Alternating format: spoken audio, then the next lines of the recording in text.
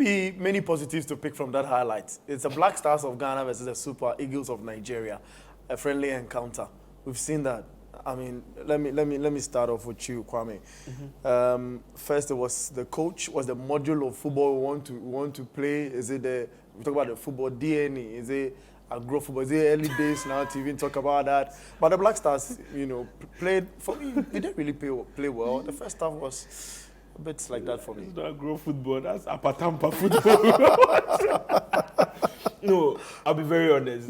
My first point of call from this game is we shouldn't have taken this game. We shouldn't have accepted this game. We shouldn't have played this game. We needed a game at the international break. Nigeria is a team who's not beating Ghana since 2006. I said this on the AFCON show. They've not beaten Ghana since 2006. We faced them in 2007 in a friendly. We beat them 4-1. Yeah. Faced them in 2008 AFCON. We beat them 2-1. Faced them in the 2010 AFCON. We beat them 1-0. Then they just ended 2 qualifiers, which ended 0-0-1-1. It's been close to a decade. Nigeria has not beaten us. And I felt, as a country who did not like how we handled their loss to Cote d'Ivoire, did not like how we behaved as Ghanaians, they wanted to put us in their place. But that's just, and aside, that's not a real issue. You watch that football. See, I'm one of the persons who do not have so much confidence in Otto Addo coming back for the Black Stars or in his second stint. But that game I saw, if you watch the highlight, I don't think the highlight does a lot of justice to the game because I watched the full game. I think we actually played some good football. I don't want my words to come back to bite me, but I actually think we did play some good football. Okay. I think the officiating was poor that day. It was horrible. And because it's like a friendly match, we are not going to talk much about it, but the officiating was bad.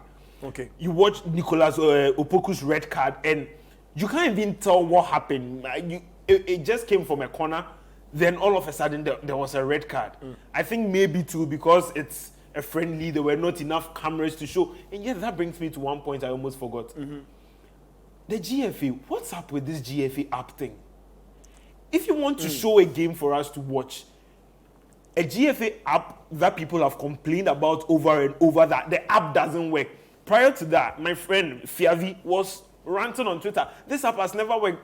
Personally, I've never used the app before. I've used it before, though. But I was like, if the app has never worked, it doesn't mean that tomorrow it won't work. It has issues. It has issues. And the app didn't work. Like he looked like a YouTube. They really need to, if you want to make money, maybe they think through the GFA app, they'll make money. Then they should be very serious with where their revenue generation is going to come from. Because at the end of the day, they had to resort to YouTube. Yeah. And it felt like they were gatekeeping this Ghana game, but at the end of the day, everybody had to watch it on YouTube. But even still, that brings me to the point, a game of this magnitude, it's sad that I think most Ghanaians didn't even watch it. Because, again, there was the African games, and people would rather prefer to watch people who are bringing them joy. But onto the game, I think I got a little bit of reminder of the Ghana game against South Korea in the AFCON. When prior to our goal, we were able to keep the ball for like 20, 30 passes without interruption. I saw a lot of that in this game. And Ghana's problem has always been clear. The fact that we need a lot of midfielders, or we need progressive midfielders. And the fact that a player like Fosina Mankwa, who a lot of people rightly, I'm emphasizing rightly, said we are not going with a lot of progressive midfielders. Ashimeru cannot carry on after 45 minutes. Most of the players you are sending are very defensive-minded.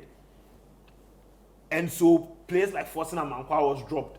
And then we went with Baba Idrisu and the likes. The young boy walks into a team like this, and his performances were great.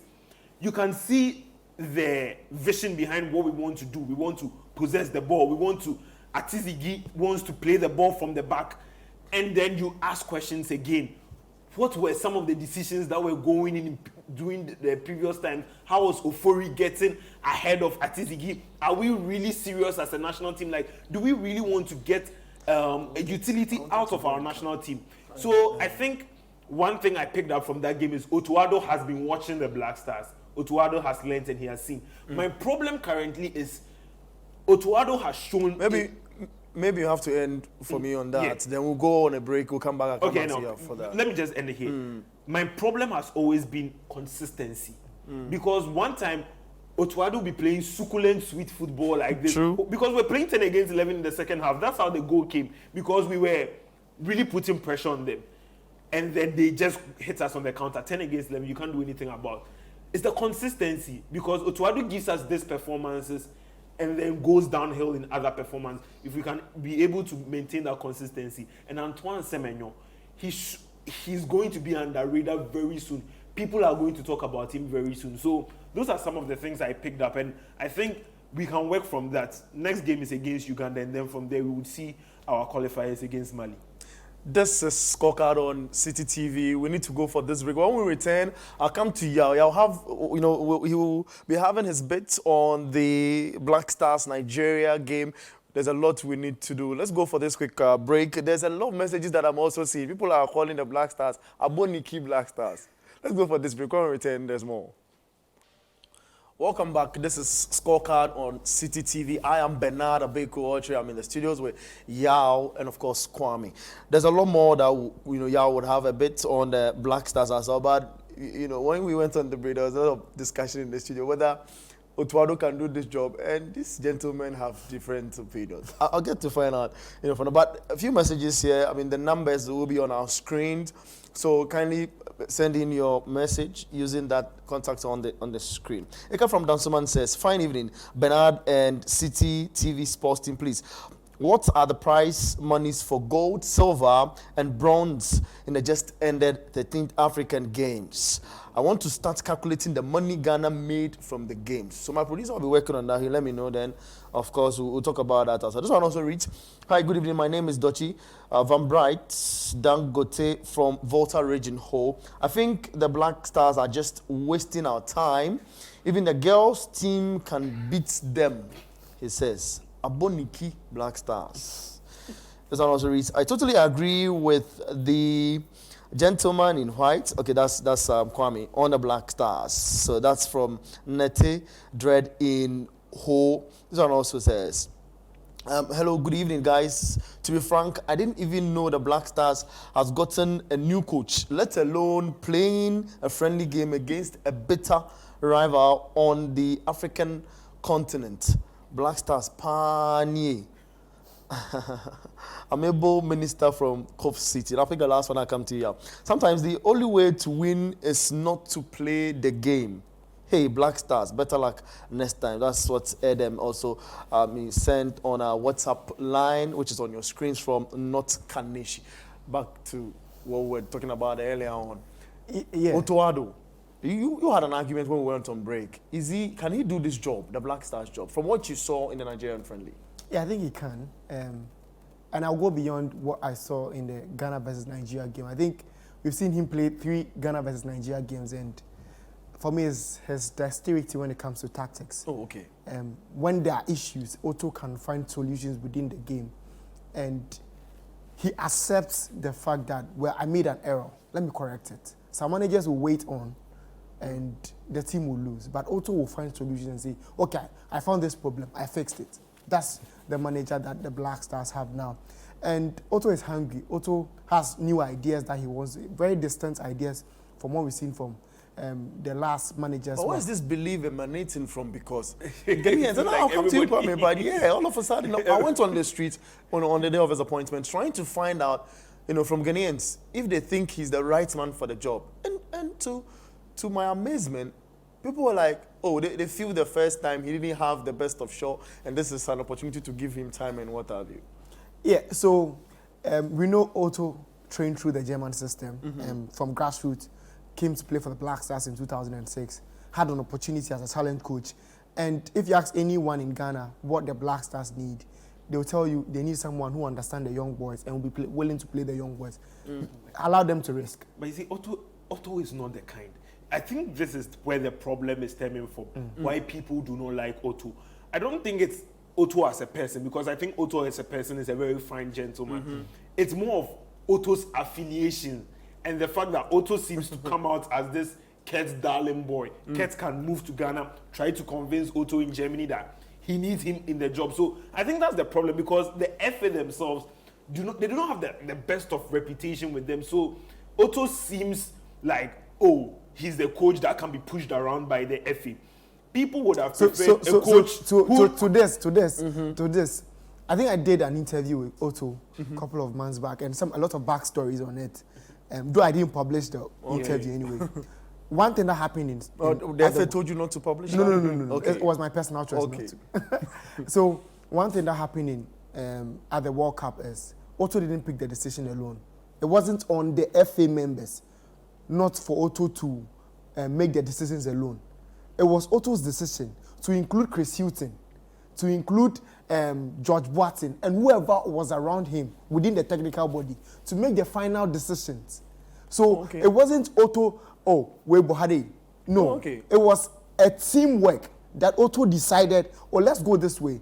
So, so in our last game, how do we approach the game? So Chris brings his idea, there is this manager that brings his idea, this brings his mind, and they make their decision alone, like together. So it wasn't too much of Otto's, no. Otto was then an interim coach. So he understood the dynamics at that time. And now it's different. Now he's the man. He got to choose whoever is in his backroom staff. He got to do it. I'm not here to do Otto Addo PR. Okay. Because I have said that I'm not really that impressed with Otto Addo's appointment. I'm just trying to give you the rationale as to why Ghanaians are not that impressed. If you say Otto Addo, most Ghanaians' idea of him or belief of him or the first thought that will come is the World Cup. Yeah, Ghana, it's because we are football guys, so we've been following. And even with his record was not that impressive. 33% win rate. 33% win rate. It wasn't that impressive. So within the 33% win rate, we could argue that it's actually 42%, which places him. I think that's if you add the Chile competitive game. Yes, competitive game to include the penalty shootout. Absolutely. So that increases it from 33% to 42%. But you see, so it depends on which angle you want to argue at. But I think he did fairly good compared to the managers. Exactly, and this brings me to my point about what I'm about to say. Who are the managers we are comparing Otto Addo with? Milovan Rajevac, Chris Hughton. Citi Akono. These are the comparison. The bar must be in hell. This is the Black Stars, the Ghana national team. Black Stars. Who should we be comparing him with? How did we allow? And you see, Nathan and I sat here. We spoke about this on the AFCON Daily Show. How do we allow a coach like Tom Saint-Fit go to Philippines? No disrespect to Philippines, but that's a good coach we watched go to Philippines. Amir Abdul, and you see. He is a coach who has shown that he relies on attacking prowess. True. I'm sick and tired of Black Stars being this football, Akomayarian football. We are defending football. But Otto plays some Otto exciting is a defensive football. coach. Let's be very honest. But on the break, we saw from that even goal. at the defensive, we don't do well. And that's why I keep on saying it's the World Cup. Then again, they defended that it was with the injury situation. My at dear, the back when we went to the World Cup, we conceded 3, 2 to 7 goals in 3 games. Most goals coming in very, very quick succession. Yeah, because we opened up, You are supposed to be a defensively minded coach and you are not good defensively. And you see, I think that's where the skepticism of Otto comes from. That I've said it again, he can give us a good branded football when he wants. But what is supposed to be his trademark, which is defensive football, we are not that great at it. The football DNA, you come back to the DNA. Oh, this DNA. well, I wouldn't define Otto's style as defensive. Okay. I'll put it more as counter-attacking football, or maybe the German style. That's how I'll put it, because I've seen them play in a certain way that is quite similar to what I've seen the Dortmund academies do. And it's quite typical with them. Get the ball, 1, 2, 3 transitions. You're in the opposition box. Find an attacker and finish the ball. Interestingly, we'll talk more about this. I mean, the Black Stars, as you know, Otto is having 3 years on contract, and I want to also hear from you. The numbers are on the screen.